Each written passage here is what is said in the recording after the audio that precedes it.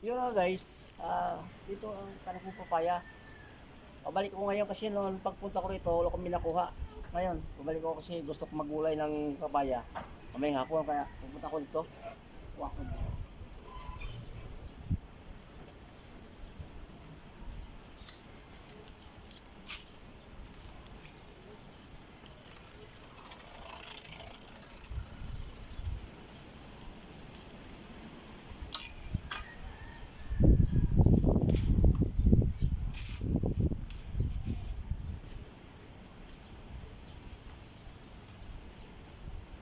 Okay guys, lagi akong nahuli sa talim ko.